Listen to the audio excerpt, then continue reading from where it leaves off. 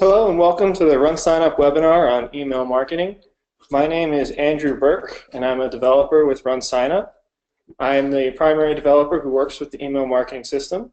I'm excited to show you some of the features today.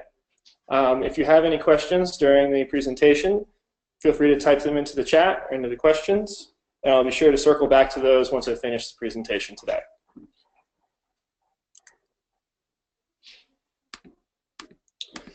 So we're going to begin by talking about the customized email templates that RunSignUp creates for you, and then we'll walk through how to set up the RunSignUp automated emails, and finally we'll kind of go through how the tag replacements can be used to personalize specific emails. So within your RACES dashboard, on the left-hand side, you'll have a tab for email marketing, where all of the email marketing capabilities are contained. Down at the bottom of this, you'll see that there's a Customize Email Template button, which will show you the email template that RunSignUp generates for you by default. You can manage your email settings on the left-hand side here to control some of the settings of this template, which are listed here. You'll see you have the option to put a full header, only include the RACES banner, a RACE logo only, or to completely hide the header. You also have the option to change what the default width of your email is going to be,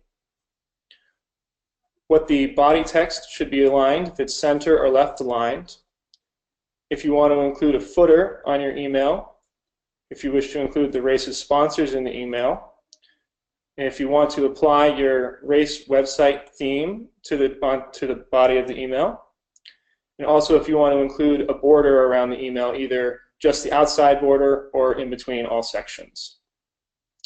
To show an example of how this email template can be altered by changing the settings, I'm going to go ahead and remove the header, make the email a little bit narrower, and I'm not going to include the email footer.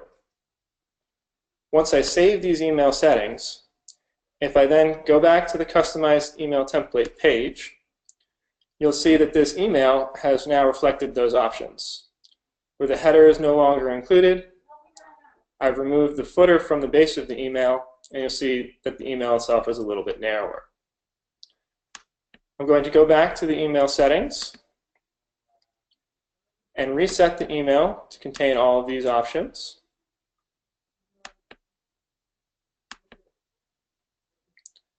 You'll see when I come back to this page that I have the full header has been re-added, and I've also re-added the footer to this email.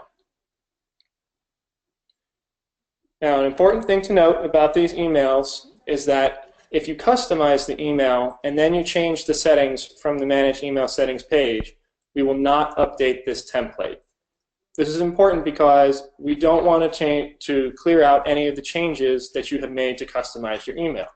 So for example, if I put in some custom text,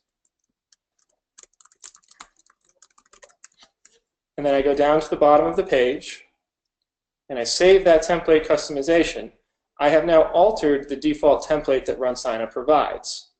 As a result, if I go back to the email settings page, and I change some of the settings,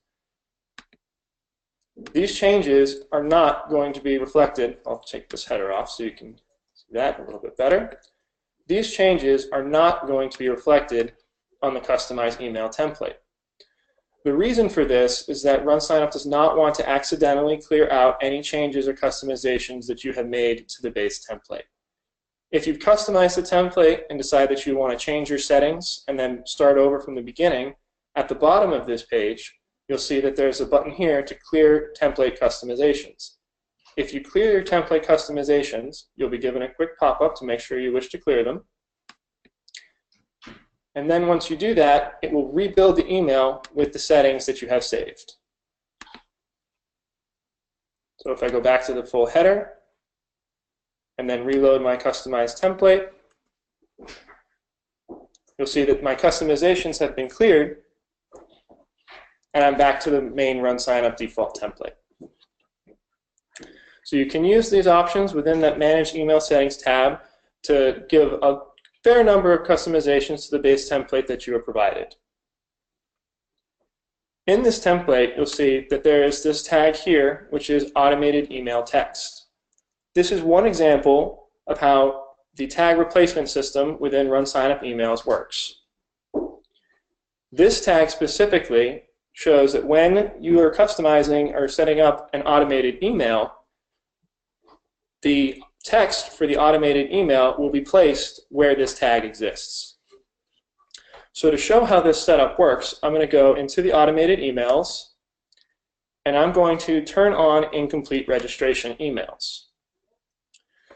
Incomplete registration emails are emails that when a registrant starts the sign-up process and does not complete the process, you wish to send them a follow-up email inviting them to come back and complete registration. If I click on this Enable Incomplete Registration Emails button, you see that I have the default settings that RunSignUp suggests are provided. These settings say that 3 days after a runner fails to complete a registration, I want to send them an email automatically at 10 o'clock in the morning inviting them to come back and to register. If the runner has come back and registered in the meantime, before that 3-day window and the email is sent, RunSignUp will detect that and will automatically not send them a follow-up email to make sure runners are not confused. Once I have set up the settings that I would like, I can also add another interval here. So if I want to send out an additional email, say 6 days afterwards at 6 p.m. to follow up again, you can create multiple settings. You can also send out incomplete registration emails on a specific calendar date. And if you use this option, then it will send out an incomplete registration email to everyone who has failed to come back and complete a registration at that time. This is a really useful idea to send out, say, the week before your race. So if somebody may have failed to register, say, a few weeks ago, and they already got their incomplete registration emails, but you want to send a full email to everyone that hasn't completed registration, you can use this calendar option. Once I save my settings, you'll see I have the option to view and customize these specific emails. If I view or customize this email, you'll see it loads the RunSignUp template that we just worked with earlier, the customized template, and you see that tag of automated email text has been replaced with the text that shows for the incomplete registration email. This process is the same if you do a price increase email or a sponsored email, where the email text that we generate for those automated emails will be placed where that automated email text tag is. So on that customized email template, if you would like the text to appear in a different place, you can simply move that tag to a different spot and the automated email text will appear there.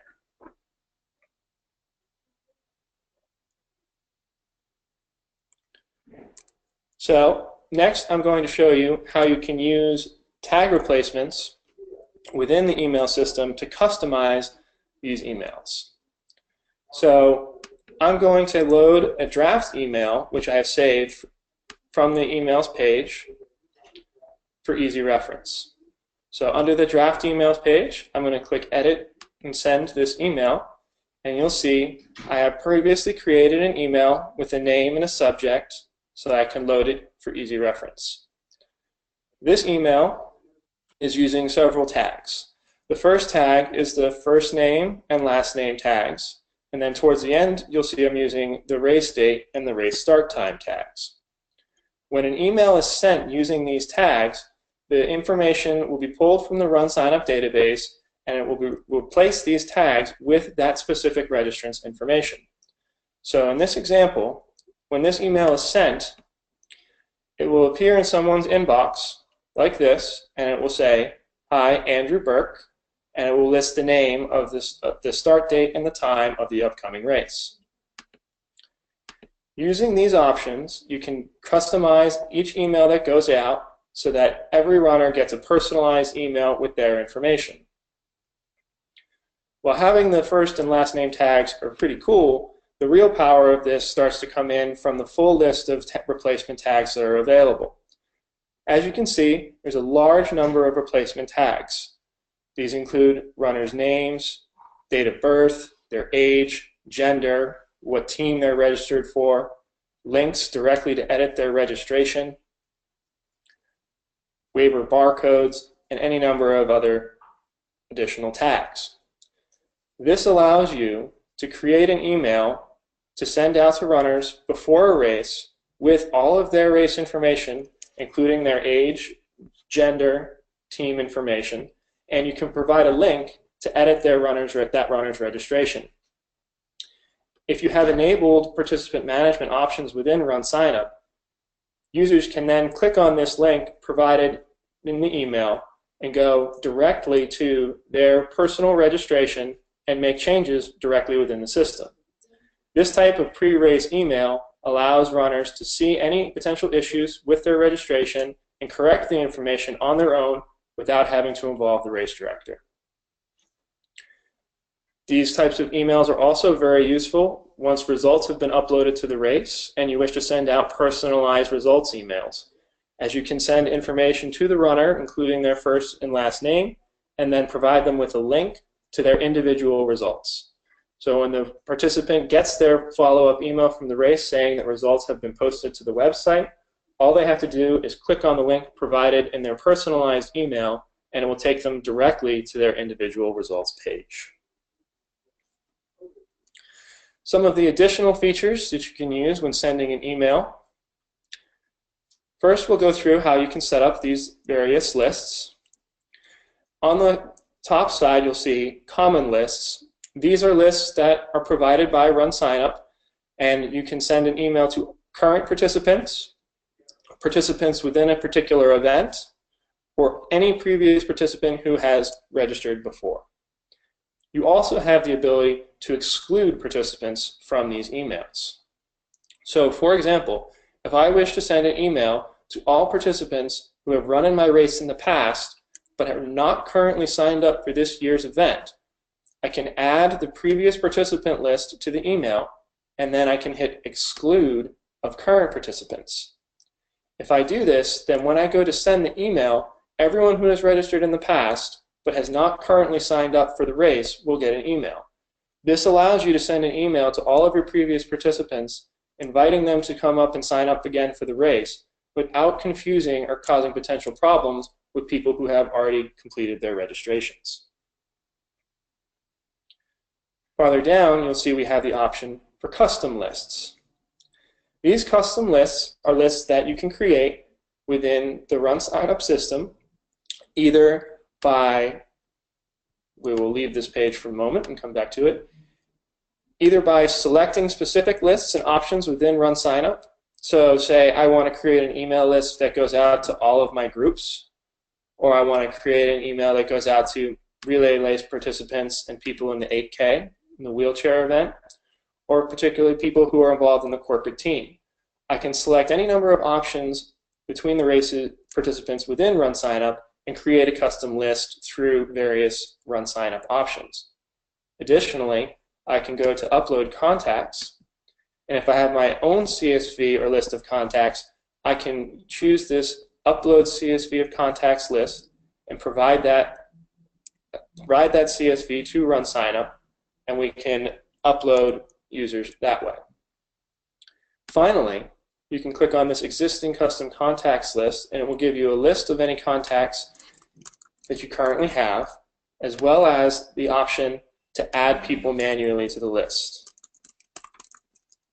You can give these participants their names and add them as custom contacts, and you'll be able to add them to this list. Looks like we need to create the list here real quick.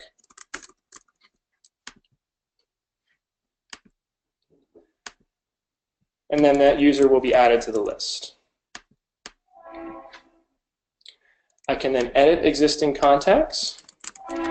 Somebody has a bad email address, I can then go in and change that email. In addition to being able to create custom lists, we will also provide reports about the emails that have been sent from a race. You can view sent emails, which will give you a record of all emails that have previously been sent.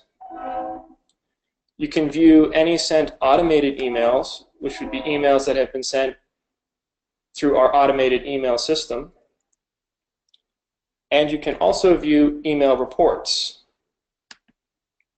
These email reports will give you statistics, so you can see how many of your emails you have sent, how many have been delivered, opened, clicked on, or marked as spam. You also can drill into any of those reports if you need to see any spam reports, the users who may have marked your email as spam, or you can view unsubscribed recipients, which may be any participants that have unsubscribed from your email list. If you receive a request from a particular participant to be resubscribed to your emails, you can use that unsubscribed list to remove them from the unsubscribes and re-add them so that they begin to receive your emails again going forward.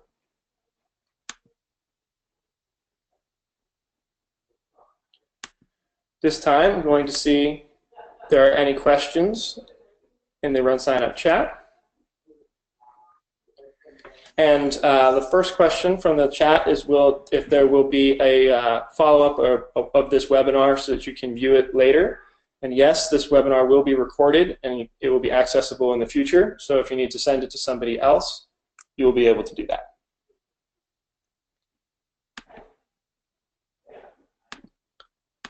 At this time, I'm not seeing any other questions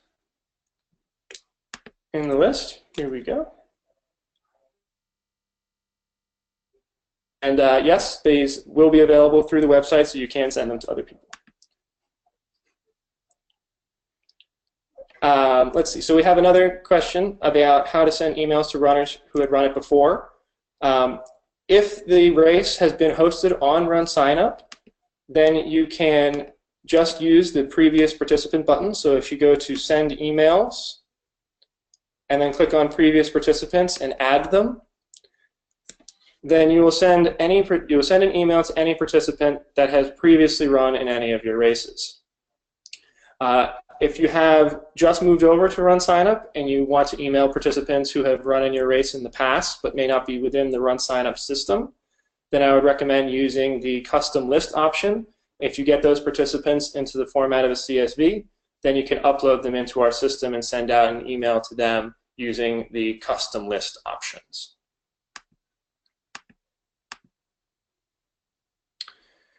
The next question is if you can customize the look of an email via HTML and other coding, and the answer to that is yes. So on this customize email template and also within the send emails page, where you have the email, you'll see there's this little box right here which says source code. If you click on this box, it will give you a pop-up in which you can directly edit the HTML of the email. So if you're an HTML guru and you know how to actually drop in your own tables, or if you have an email template from a different source that you would like to use for your RunSignUp emails, then you can copy that HTML directly into this template or edit it within the system, and you can have full control over the HTML.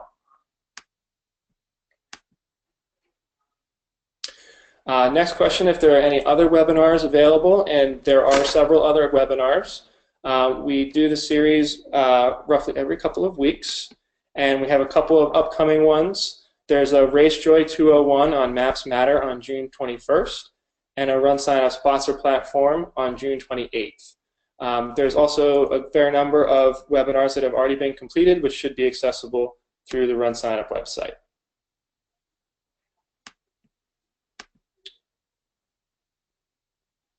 The next question is how you can put photos into an email. Currently, the RunSignUp system does not have the ability to host images when they're being sent in the emails. However, if the image is hosted online, you can add the image to the email through HTML. And the easiest way to do that, you would do this within this source code box. So when you open up the source code of the HTML, you can do that. But just to make it a little bit easier to see, you would basically create an HTML image tag with the source is going to be equal to wherever that image is located. So for example, if I were to go to the RunSignUp homepage and say I want to include the RunSignUp logo in this email, I can open this link image in a new tab, and you'll see that this is where the image is hosted on the web. If I grab that image location, and I go back to that customized template, it's actually taking care of that for me. But this is the image link pointing to where that image is located. And if I add this option into the email as source code, we should see that that image will then be added to the email. So this is a little bit of a workaround for now. RunSignUp hopes to have the ability for you to upload images directly to our system and give a nice little drag and drop option to add additional images or photos to the email. But for now, as long as the image is hosted on the web, just through the HTML, you can point directly to the image and display it that way.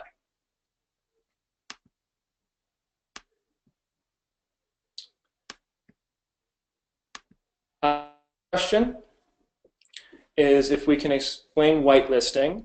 And whitelisting gets to be a little bit technical, so I will show the setup of the page, but we'll probably leave the actual technical side of the white labeling for later.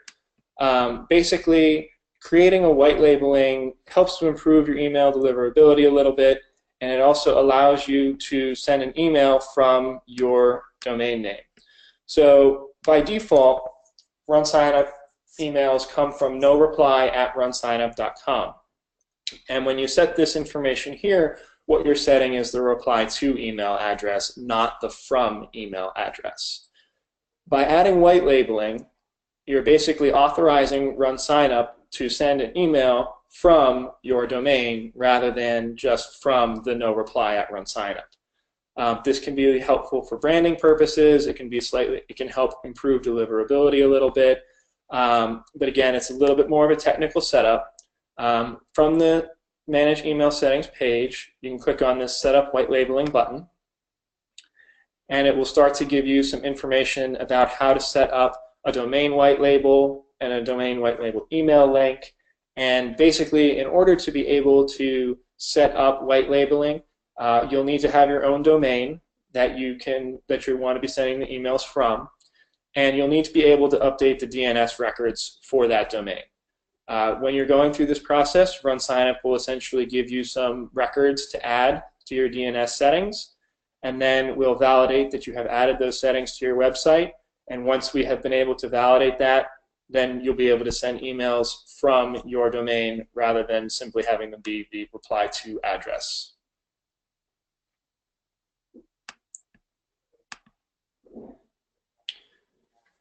All right, so the next question is wanting to change the header picture.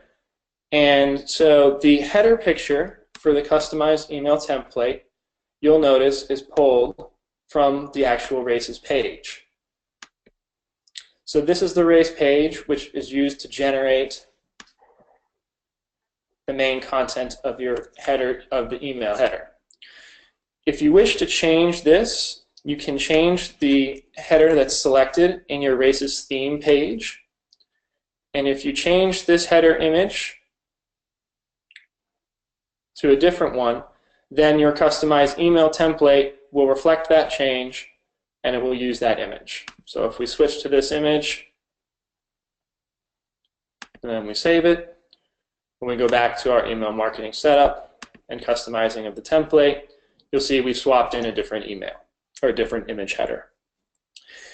If you want to use a different image header than what is on your races website, you would need to customize the email. You could either delete this header image, or you can look into the source code, and towards the top you'll see there's this image tag right here which says the image, and then it points to the source, which is the location of the current image. If you change this source link here to point to the new image that you wish to use, then it will replace the image in the header with your custom image, which can be different from the race's main page. Again, we hope to have some better drag and drop and some more ability to handle some images directly within RunSignUp rather than pointing to locations on the web, but we haven't had a chance to get to that yet.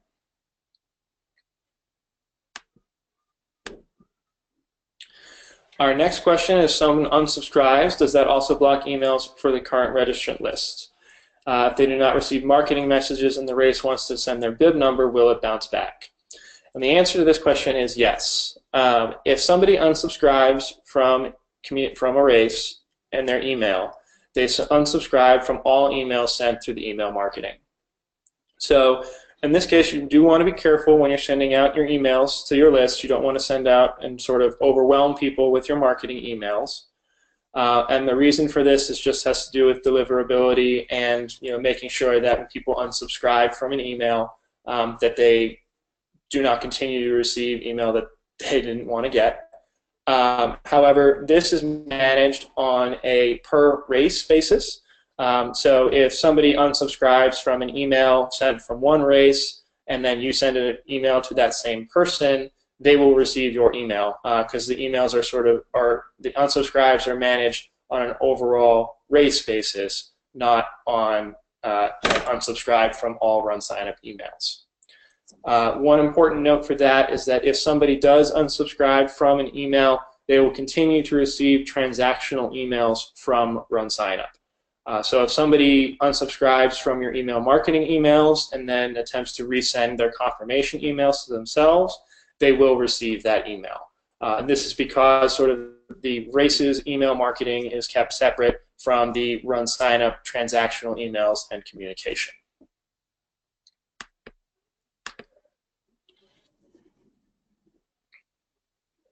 Next question is, if RunSignUp has considered partnering with a third-party company such as MailChimp or Constant Contact to handle email marketing. RunSignUp actually has partnered with a company called SendGrid to handle the actual transactional emails that are being sent. In the past, RunSignUp had also partnered with a system called iContact, but RunSignUp grew to a point where they weren't able to support the needs of our customers anymore. The big problem with something like a MailChimp or a Constant Contact is really with how they handle their billing. Those systems set up billing based off of the number of contacts that are listed on a subscription, and that makes it become cost prohibitive to provide to races as a free service, especially when races are typically only sending out a few emails a year or during certain months. And basically what happens is you pay to maintain the email list over the course of the whole year, and again, those become very expensive. And so in order to do a partnership with something like a MailChimp or Constant Contact, RunSignUp would have to charge for its email marketing services at that point. So we decided to move with our current partner of SendGrid, who allows us to work on a transactional email basis. Go to the next question here.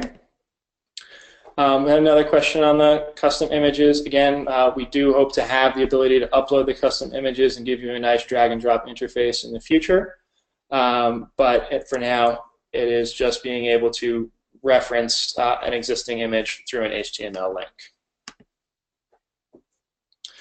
The next question is if you can increase the size of inserted tags.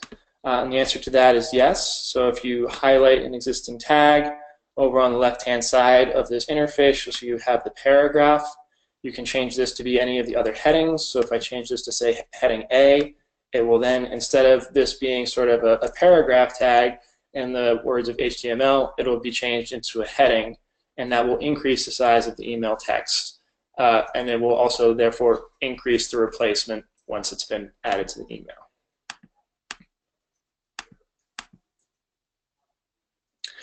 The last question currently in the queue is how can someone resubscribe to the emails?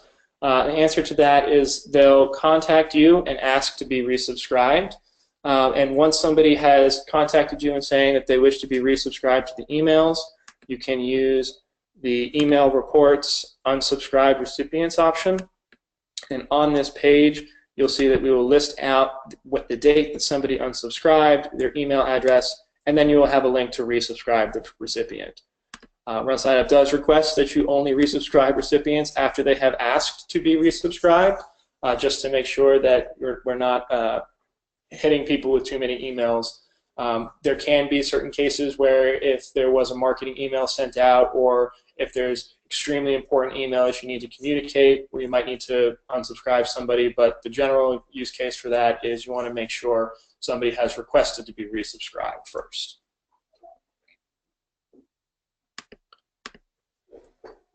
There are no other questions at the moment. We'll stay on the line for another few minutes to see if anybody has any other questions, but I believe that's going to conclude the bulk of our webinar today.